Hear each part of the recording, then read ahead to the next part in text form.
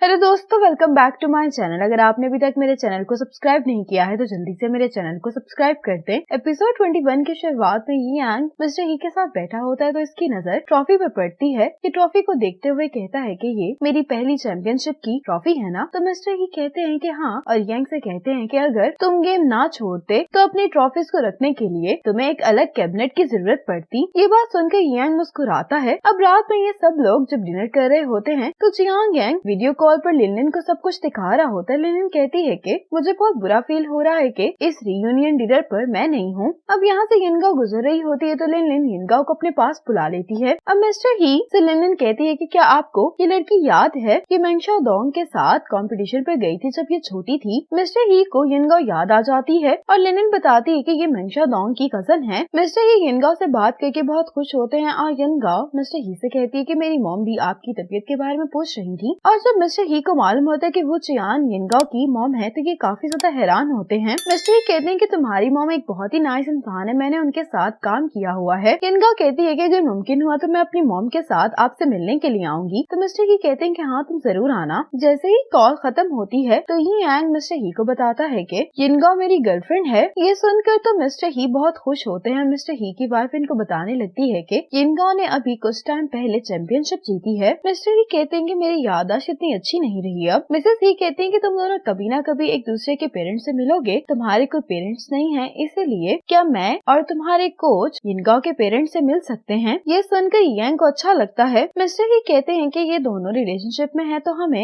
यिनगाओ की फैमिली से मिलना चाहिए। ये सुनकर मिसेस ही यांग से कहती हैं कि तुम यिनगाओ को यहाँ पर खाने के लिए इनवाइट करो और ये मिस्टर ही से कहती हैं कि आप वूचियान को भी इनवाइट कीजिएगा। ये यांग कहता है कि अभी हमने यिनगाओ के पेरेंट्स को हमारे रिलेशनशिप के बारे में नहीं बताया। मिस्टर ही कहते हैं लेकिन ऐसा क्यों। ये यांग कहता है कि उसकी फैमिली मेरी रिटायरमेंट की वजह से मुझे पसंद नहीं करती है। मिसेस ही और उनकी बेटी कहने लगती हैं कि ये माजी की बातें हो गई हैं और मुझे यकीन है कि अब वो अगर तुमसे मिलेंगी तो उनका पॉइंट ऑफ व्यू तुम्हें लेकर चेंज हो जाएगा। अगली सुबह मिस्टर ही वूचियान यानी कि यिनगाओ की मॉम को कॉल करते हैं। मिस्टर ही वूचियान से रेगुलर बातें ही कर रहे होते हैं और इन बातों में मिस्टर ही कहने लगते हैं कि ये यांग अब पहले से काफी ज्यादा मैच्योर हो गया है। उसने माजी में गलती कर दी थी लेकिन तुम उस गलती के लिए ये यांग को माफ कर दो। तो वूचियान कहती है कि आप फिक्र नहीं करें, माजी की गलती की वजह से मैं उसको गेम में हार्ड टाइम नहीं दूंगी। मिस्टर ही कहते हैं कि मैं तुम पर यकीन करता हूँ। मिस्टर ही कहते हैं कि मैं ये चाहता हूँ कि तुम ये यांग को एक चांस दो क्योंकि ऐसा कौन इंसान है जिसने अपने माजी में गलती ना की हो। मैंने तो एसोसिएशन छोड़ दी इसलिए मैं चाहता हूँ कि ये यांग अच्छे से ट्रेनिंग करके अपनी गेम को एंजॉय करे। तुम स्पोर्ट्स ब्यूरो में हो इसीलिए मैं चाहता हूँ कि तुम उसकी टेक केयर करो। वो एक बहुत अच्छा बच्चा है, मैं उसको बहुत अच्छे से जानता हूँ। तो वूचियान कहती है कि जब तक वो एक अच्छा एथलीट है मुझे उससे कोई भी प्रॉब्लम नहीं होगी। मिस्टर ही कहते हैं कि मुझे ये बात सुनकर बहुत अच्छा लगा। कंपटीशन का 5वां दिन होता है और ये यांग लगातार गेम्स जीते जा रहा होता है। इस कंपटीशन के अंदर जियांग यांग और लीचिंग ने भी पार्टिसिपेट किया होता है। अब लिनलिन यिनगाओ के पास आती है। यिनगाओ बहुत ही ज्यादा खुश होती है और लिनलिन से कहने लगती है कि ये यांग फाइनल्स में पहुंच गया है। तो लिनलिन कहती है कि मुझे ये बात मालूम है। लिनलिन कहती है कि मुझे याद आया कि कल प्रिपरेशन मीटिंग है। यिनगाओ कहती है लेकिन कल तो ये यांग का फाइनल है, मैं पहले ही उसका सेमीफाइनल मिस कर चुकी हूँ, अब मैं उसका फाइनल मिस नहीं करना चाहती। लिनलिन कहती है कि अब तो वो वापस आ गया है, अगर तुम ये मैच नहीं भी देख पाई तो फ्यूचर में यांग की और भी मैचेस देख सकती हो। और वैसे भी अब तो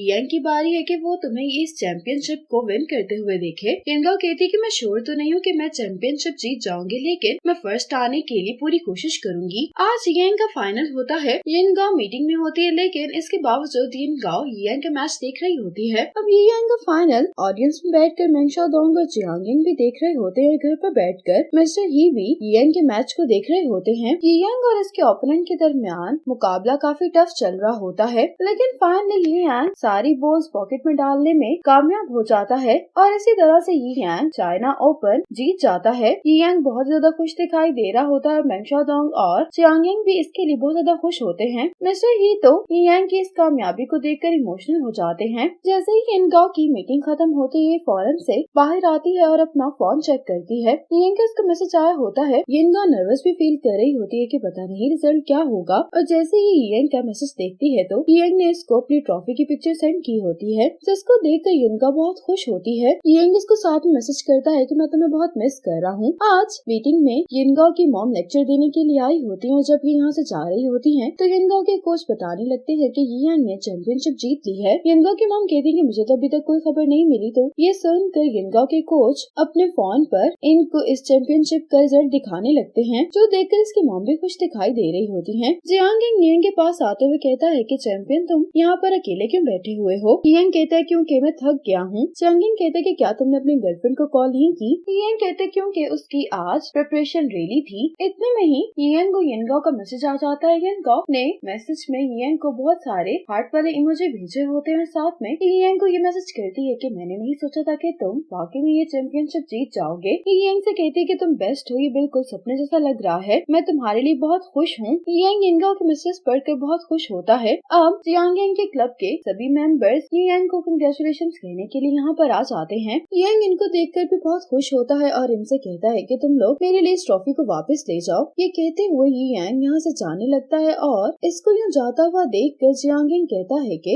यियांग आज बिल्कुल वैसा ही दिखाई दे रहा है जब इसने 13 साल की उम्र में पहली चैंपियनशिप जीती थी। ये बिल्कुल भी नहीं बदला है। अगली सुबह यिनगाओ कंपटीशन के लिए जा रही होती है तो इसकी मॉम इसको गुड लक विश करती है। अब जब यियांग वापस जा रहा होता है तो जियांग इससे कहता है कि तुम मुझे अपने प्लान के बारे में बताओ कि तुम आगे क्या करने वाले हो। तो यियांग कहता है कि मैं एक बिलियर्ड क्लब खोलने वाला हूँ, जैसा कि हेल्सिन में था, जो कि कॉम्पिटिशन्स के लिए नहीं होता। मैं अपने बिलियर्ड क्लब पब्लिक इंटरेस्ट के लिए खोलना चाहता हूँ। डोंगजुन सिटी और बे सिटी दोनों ऐसे क्लब्स हैं जो कि प्रोफेशनल ट्रेनिंग पर फोकस करते हैं, लेकिन मैं ये नहीं करना चाहता। जियांग कहता है कि हमारे कोच और मैं तुम्हें सपोर्ट करूंगा। तो यियांग कहता है कि डोंगजुन सिटी का बिजनेस बहुत बड़ा है, मुझे नहीं लगता कि बहुत सारे कोच मेरे साथ काम कर पाएंगे। अब यिनगाओ एयरपोर्ट पर मौजूद होती है और यहाँ पर यियांग भी आ जाता है। यियांग को यहाँ पर देखकर बहुत ज्यादा शौक होती है। यिनगाओ जल्दी से यियांग को मास्क पहनने के लिए कहती है तो यियांग कहता है कि तुम मुझे ऐसा करने के लिए क्यों कह रही हो? तो यिनगाओ कहती है कि बहुत सारे लोग 9 बॉल ओपन के लिए इसी एयरपोर्ट पर मौजूद हैं और तुमने आज चैंपियनशिप जीती है, तो तुम ट्रेंडिंग टॉपिक हो आज का, इसलिए मैं नहीं चाहती कि कोई हम लोगों को साथ में देखे। यियांग इसकी बात मानकर मास्क पहन लेता है। यिनगाओ कहती है कि मेरी मॉम ने मुझे बताया था कि मिस्टर ही ने उनको तुम्हारे लिए काफी दफा कॉल की है। यियांग कहता है कि मेरे कोच बहुत खुश हुए थे जब उनको हमारे रिलेशनशिप के बारे में पता चला था। उन्होंने तुम्हें अपने घर पर डिनर के लिए भी इनवाइट किया है। ये बात सुनकर यिनगाओ बहुत ज्यादा शॉक होती है और यियांग से कहने लगती है कि मैं अपने बचपन से ही तुम्हारे कोच के बारे में सुन रही हूँ, मैंने नहीं सोचा था कि मेरी कभी उनसे मुलाकात भी हो पाएगी।